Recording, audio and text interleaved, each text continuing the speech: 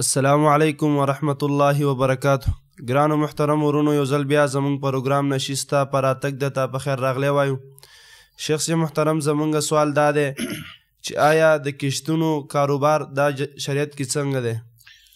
وعلیکم السلام ورحمت الله. د محترم حضرت الله سوال دا دی چې د کشتونو کاروبار کول لا به څنګه؟ یو خو کشتونه دي چې مثال احسانان یو کس دی، هغه لکه یو شی والی او دکاندار دی یا یو کاروباري انسان دی، بل سره احسان وکړي، ورته وایي چې زه دغه شی تا ته ما په کشتونو باندې درکړه، مثال 10 لک روپۍ دي، خو تا سره اوس مثال لا پیسې نشته دی، 1 لک روپۍ تا سره پیسې نشته دی، زه ته ما ته په کشتونو باندې دا پیسې راکړه، دا خو ښه کار دی، احسان دی او دې کې به اجر وي انشاءالله. یو د کشتونو د وجې نه اصل کې سوال زه هم دا دی چې کشتونو د وجې نه ریټ سیوا کېږي. یو دکانداري مثال هغه یو ګاډی خرڅوي یا موټرسایکل یې خرڅېږي، نن سبا فریجونه خرڅېږي، مختلف اشیا دي چې په کشتونو باندې هغه ورکوي.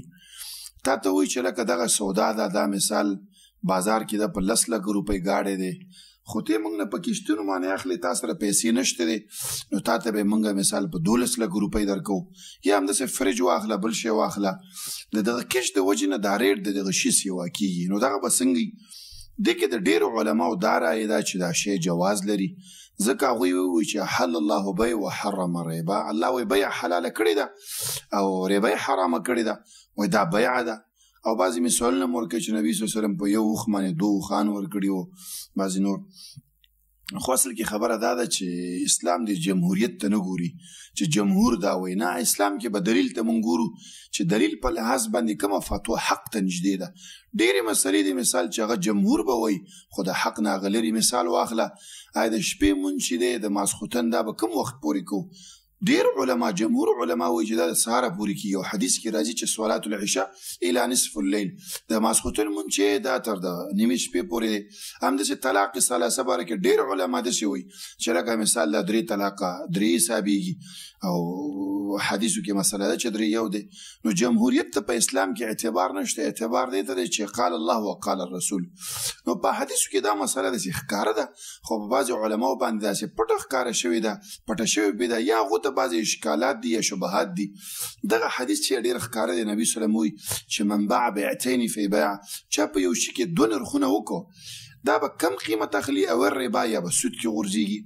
د دغه حدیث علما یو 4 توجیهات ذکر کړي یا 4 تشریحات یې کړي چې یوې دا معنا ده، دا معنا ده.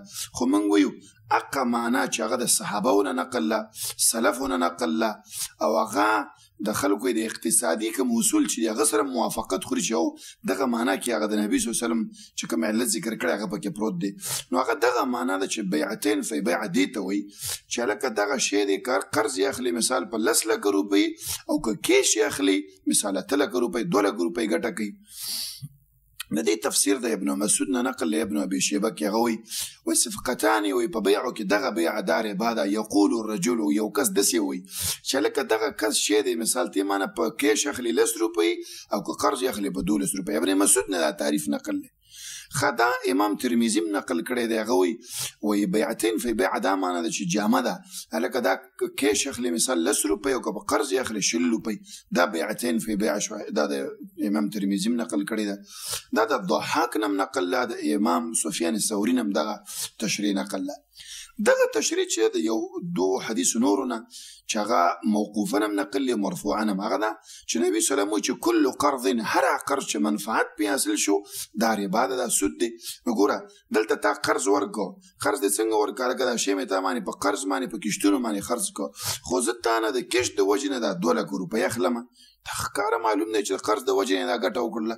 نبي صلی الله علیه وسلم وایي چې کل قرض، هر قرض چې منفعت پې حاصل شي ربا ده. دا موقوفا هم نقل له، مرفوعا هم. مرفوعا لږ ضعیف دی او موقوفا گزاره کوي، خو دغه حدیث تایید په بخاري کې شته دی.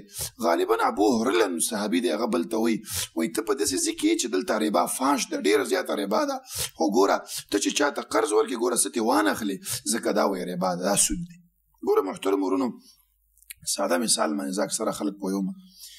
ګوره زه یو کس ته ورشم، زه ورته وایم چې زما 1 لک روپۍ پکار دي، هغه وایي صحیح دی 1 لک روپۍ زه تا درکومه، خو ته به ماته 1 لک 10 راکړې. دې ته ټول خلک سود وایي، همدا مثال واخله.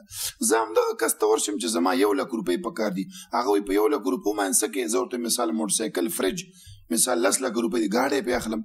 هغه وایي صحیح دی، 1,00,000 روپۍ 10,00,000 روپۍ زه ته در کومه ګاډی پې واخلم، ګاډی درته پې اخلم، خو دغه ګاډی چې ما درته په 10,00,000 روپۍ واخیسته ته به ما ته 12,00,000 روپۍ راکړي. دا موټرسایکل مې چې دا ته په 1,00,000 روپۍ واخیسته به ما ته 1,10,000 راکړي. ګوره اولیني ته سود وایي ربا ده، دویم ته نه وایي. قیاس هم دا تقاضا کوي چې دواړو کې یو علت پروت دی، نو ته ولې په دواړو کې فرق کې یو ما فتوا د سود لګي او بل ما نه لګي؟ بیا څه وایي؟ وایي یو خو پیسې بندي کړي، خو سودخور هم پیسې بندي کړي دي. پیسې نه دي بندي کړي، هغه چې تا د سود باندې پیسې درکوي او ته یې 6 میاشتې پس ورکوې، نو د هغه پیسې بندي نه دي. هلکه وایي دی فلاني کرۍ دپاره ځای نیولی دی، خو سودخور هم د کرۍ دپاره ځای نه نیولي چې په سود باندې ځای نه دغه کوي، د دفتر آفس او دی نیولی. دا کوم دغه نه دی، مطلب هغه دلیل نه دی د یو چي د اباحت. او دې کې تاسو نقصانات وګورئ محترم ورونو، دې کې هغه ماده د خیر چې چاته رسول هغه د من نه ځي، ځکه شریعت وایي چې ته چا سره احسان وکړه، هغه سره پیسې نشته، خیر دا شی په کشتونو باندې په قرض باندې ورکړه یو ریټ، هغه د احسان ماده د من نه غورځېږي په دې کې محترم ورونو. او دا چا چې اقتصاد ویلي، دنیایي علوم یې کړي، هغو نه تاسو پوښتنه وکړئ، هغو ته تاسو وایئ چې دغه کشتونو باندې چې دا شی اخیستل کېږي انسټالمنټس، هغوی ورته وایي دا دې باندې چې دا ګټه کېږي دا څه، هغوی وایي دې کې هیډن انټرست دی. هیډن مطلب پټ سود دی، ځکه ټایم پلس منی، د وخت د وجې نه زه تا باندې پیسې ګټم، ته ما ته وخت نه وروسته پیسې راکړې، نو د وخت د وروسته والي د وجې نه زه تا باندې پیسې ګټم. دې د خاطره محترم ورونو دا جایز نه. بعضې خلک د اوښانو مثال پیش کوي، هغه حدیث منسوخ هم دی، ضعیف هم دی. یو مسله کجوري په دومره کجورو باندې ورکه، هغه د کشتونو سره کوم کار دی؟ کجوري په دومره کجورو باندې ورکه. نو محترم ورونو صحیح خبره دا ده چې دغه بیع نه سړی ځان وساتي د کشتونو. هلکه وایي ضرورت دی، ضرورت خو سود ته هم د سړي دی، نو ولې نه دی؟ هلکه سود باندې پیسې واخله، کاروبار پې شروع کړه، سود باندې پیسې واخله، یو ګاډی پې واخله. څنګه ضرورت به شریعت د حدودو په باونډرۍ کې ته تعریفې، ځان نه به ضرورت نه بیانوي چې هلکه ګاډي ته مې ضرورت دی او نغدې را سره نشته، مې اخله. چا درته ویلي؟ زه یو کس سره میلاو شوم، نو ما یې همدغه پوښتنه وکړه چې دا به شرعاً څنګه؟ نو ما ورته دا جایز نه دی. وایي ستا خبره به حقیقاً صحیح ده. وایي کله چې ما په کشتونو باندې دا شی اخیستی، ما ښه ورځ نه ده لیدلې، کله مې ګاډي کې یو مسله راځي، او بیا د نبي صلی الله علیه وسلم حدیث دی چې الحلال بین والحرام بین، حلال هم ښکاره دي او حرام هم، منځ کې مشتبه شي نه دي. یو 2-3 عالمه یو څو عالمان وایي دا شی حرام دی، نو ولې ته ځان ونه ساتي د هغه شي نه چې د حرمت فتوا پرې راځي؟ دغه نه ځان ساتل پکار دي. شیخ صاحب محترم، زمونږ دویم سوال دا دی چې په یورپ کې کور اخیستل دا څنګه دي؟ بل سوال د حضرت رو سوال دا دی چې په یورپ کې کور اخیستل، اصل کې دا سوال دی چې یورپ کې په مورګیج باندې کور اخیستل دا به څنګه؟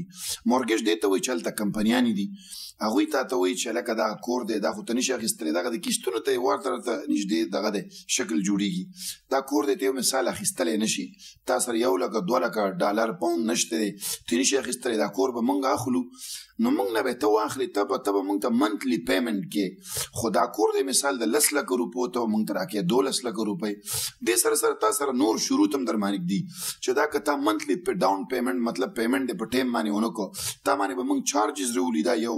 بیا دې کې داسې هم تا سره ږدي که تا مثال 10 میاشتو 20 میاشتو پیمنټ کړي او په منځ کې تا سره څه حادثه راپېښ شي، ته نور پیمنټ نشي کولی، ستا ټولې پیسې د من نه لاړې، کمې دي چې ورکړي، ټول غیر شرعي خبرې دي. هماغه د کشتونو شکل په یو اپلای کېږي چې په کشتونو باندې ګټه کولی، دا هماغه دغه دی صورت دی. او بل هغه نسیان د وجې نه چې ربا باندې دا کې یو حکم لګي، هم په دې کې راځي د وخت د وجې نه چې ته پیسې ورنه کړي، تا باندې ریټ ورو سیوا کوي، هلکه پیسې دې رانه کړي، او دا د وخت د وجې نه انټرست ریټ ورته وایي. کنونشنل بینکونو خپل انټرست ریټ ساتلي، هغه چې سیوا کېږي، ستا دلته دغه مورګیج ریټ چې هغه هم در باندې بعضې اوقاتو کې سیوا کوي. دې د وجې نه یورپ کې دا کورونه اخیستل دا حرام دی. هلکه وایي سړی وایي ضرورت دی، نو ستا چې په یورپ کې ضرورت دی، ولې زمونږ په پاکستان افغانستان کې ضرورت نه دی؟ هغه خو بیا هم ستا ملک نه دی، ته یو مهاجر هلته تللی، نو ته چې هلته تللی د یو صفت د اسایلم سیکر، نو ته هلته کور اخلي، په کار دا دی چې موږ یې دلته واخلو په دې ملکونو کې، ځکه دا زموږ خپل ملکونه دي، نو چې دلته اجازه نشته هلته په طریقې اولا، او شریعت تا ته وایي چې هلته اوسېږه، ته د شریعت دې حکم خلاف کې چې اوسېږه ما الټه پکې لا نور کې وایي غم د پاسه غم نو هغه کارونه نه کول پکار دا خو جایز نه تا ته شریعت چې اوسېږه هلته هلکه زه مثال دلته نه میلاوي کور قیمت ده هلکه یو بیډروم فلیټ کې اوسېږه دوه کې اوسېږه چې ته مثال د 4-5 کرۍ نشي ورکولی بیډروم فلیټ په یو دوه کې اوسېږه ګزاره پکې نو سود وړه خبره نه ده نبي صلی الله علیه وسلم وایي ادنا ګناه د سود دومره ده لکه مور سره چې په کعبه کې زنا کې نو کعبه کې زنا کول لا وړه خبره ده دې خاطر دې نه ځان ساتل پکار دا غیر شرعي کار دی په مورګیج باندې کورونه اخیستل ده ګوره دا خبره زده کړي موږ دا نه وایو چې هر قرض باندې ګټه کول لا سودي خو بعضې ګټې کول هغه حرام راځي هغه هم بیعتین فی بیع او دا د مورګیج صورت هم په هغې کې راغورځېږي شیخ محترم جزاک الله خیر بارک الله فیک